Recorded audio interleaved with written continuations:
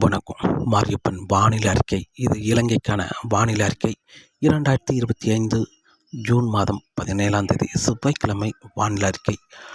வானிலை அமைப்பு: இந்தியாவில் குஜராத்தில் ஒரு வளிமண்டல சுழற்சி நிலை கொண்டுள்ளது. மேலும் மேற்கு வங்கத்திலும் ஒரு வளிமண்டல சுழற்சி நிலை கொண்டுள்ளது. எப்போது வங்காளதேசம், மேற்கு வங்கத்திலெல்லாம் நிகழ்வு நிலை கொண்டுள்ளதோ அப்போதெல்லாம் இலங்கையில் சற்று மழைப்பொழிவு அதிகரித்தே கிடைக்க வாய்ப்புள்ளது. இப்போது மேற்கு வங்கத்தில் நிலை கொண்டிருக்கும் வளிமண்டல சுழற்சி மேற்கு நோக்கி பயணிக்கும் என்பதால் இலங்கையில் ஒரு பரவலான மழைப்பொழிவு என்பது பெரும்பாலும் மேற்கு பகுதி பரவலாக எப்போது வேண்டுமானால் மழை கிடைக்க வாய்ப்புள்ளது. அதாவது சிலாபம், கொழும்பு, நீர்கொழும்பு, கண்டி, ரத்னபுரி, மேலும் அம்பந்தோட்ட, மேற்கு பகுதி, ஹாலி, கோட்டை இந்த இடங்களுக்கு மட்டுமே எப்போது வேண்டுமானால் மழை கிடைக்க வாய்ப்புள்ளது. தென்மேற்கு பருவமழை வருகிற நாட்களில் வெப்பச்சலன உள்பகுதியில் மழை கிடைக்க வாய்ப்புள்ளது. பெரும்பாலும் அம்பந்தோட்ட கிழக்கு பகுதி, பனாமா, அம்பாறை, மட்டக்களப்பு இந்த இடங்களில் அங்கே ஒரு சில இடங்களில் மழை கிடைக்க வாய்ப்புள்ளது.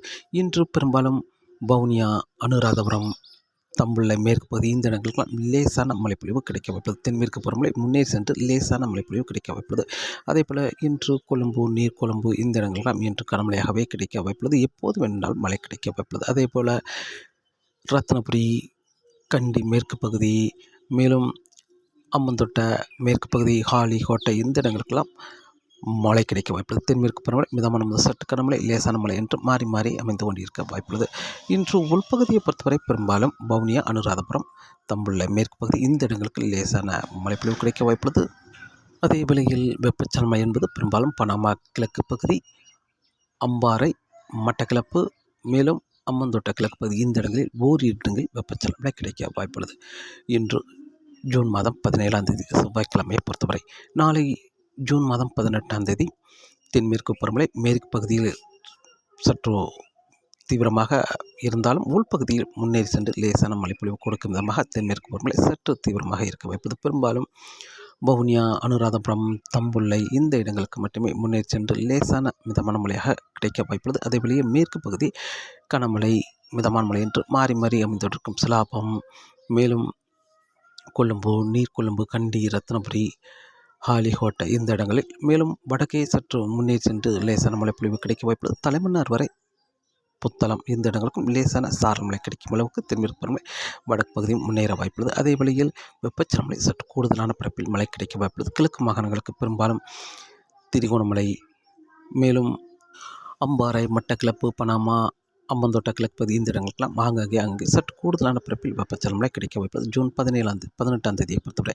ஜூன் 19ஆம் தேதி திரிகோணமலைக்கு வடக்கு பகுதியும் ஓரிரு இடங்களில் மழை கிடைக்க வாய்ப்புள்ளது. பெரும்பாலும் முல்லைத்தீவு தெற்கு பகுதி, கிளிநொச்சி தெற்கு பகுதி, வவுனியா, அனுராதபுரம் இந்த இடங்களுக்கெல்லாம் அங்கே வெப்பச்சலன கிடைக்க வாய்ப்புள்ளது. தென்மேற்கு பருவமழை தொடர்ந்து மேற்கு பகுதியில் தொடர்ந்து கிடைக்க வாய்ப்புள்ளது.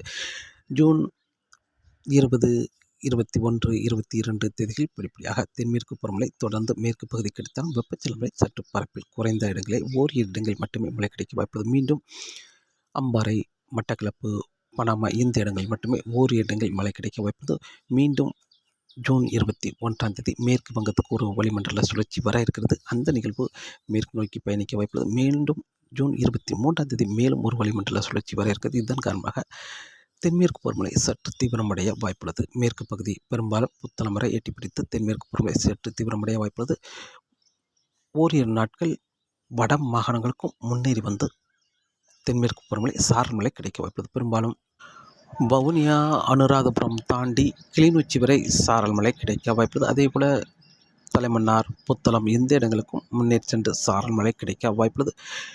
தெற்கே செல்ல மழைப்பொழிவு தென்மேற்கு பருவமழை சற்று கூடுதலான பரப்பில் கூடுதலான மழைப்பொழிவு கிடைக்க வாய்ப்புள்ளது. அதேபோல கிழக்கு பகுதிக்கும் முன்னேறி சென்று சாரல் மழை கிடைக்க வாய்ப்புள்ளது. திரிகோணமலை, மேலும் முல்லைத்தீவு, மேலும் அம்பாறை, மட்டக்களப்பு இந்த இடங்களுக்கும் முன்னேறி சென்று சாரல் மழை கிடைக்க வாய்ப்புள்ளது. ஜூன் 21ஆம் தேதிக்கு பிறகு அதே வேளையில் ஜூன் 23ஆம் தேதிக்கு பிறகு படிப்படியாக தென்மேற்கு பருவமழை சற்று தீவிரம் குறைந்திருந்தாலும் உள்பகுதியில் வெப்பச்சலன அங்கே தொடர வாய்ப்புள்ளது. பெரும்பாலும் யாழ்ப்பாணம், பருத்தித்துறை, கிளிநொச்சி வடக்கு பகுதி இந்த இடங்கள்லாம் பெரும்பாலும் ஒதுக்கவே வாய்ப்புள்ளது. அதற்கு தெற்கு பகுதி மட்டுமே மழை கிடைக்க வாய்ப்புள்ளது. வரும் நாட்களை பொறுத்தவரை நாள்தோறும் மழை கிடைக்கும் இடம் பெரும்பாலும் சிலாபத்திற்குள்ள மேற்கு மாகாணங்கள், அதனை ஒட்டியுள்ள உள் மாகாணங்கள், மேலும் கிழக்கு பகுதி அம்பாறை, மட்டக்களப்பு, பனாமா இந்த இடங்களில் நாள்தோறும் வெப்பச்சலனம், கிழக்கு பகுதி வெப்பச்சலனம், மேற்கு பகுதி தென்மேற்கு புறமழையாம் கிடைக்க வாய்ப்புள்ளது.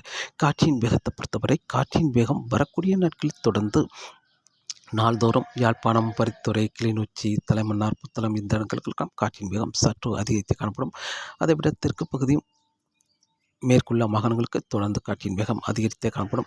மேலும் வங்கக்கடல், மன்னார் வளைகுடா, குமரிக்கடலிலும் காற்றின் வேகம் அதிகரித்து காணப்படும் என்பதால் மீனவர்களுக்கு மீன்பிடிக்க சற்று சவாலாகவே இருக்க வாய்ப்புள்ளது. வரக்கூடிய நாட்களில் காற்றின் வேகம் ஜூன் 19ஆம் தேதிக்கு பிறகு சற்று குறைந்திருந்தாலும் மீண்டும் காற்றின் வேகம் அதிகரிக்கும் என்றும் எதிர்பார்க்கப்படுகிறது. தொடர்ந்து வானிலை அறிக்கை கேட்டு பயன்பெறுங்கள். மீண்டும் சந்திப்போம். நன்றி, வணக்கம்.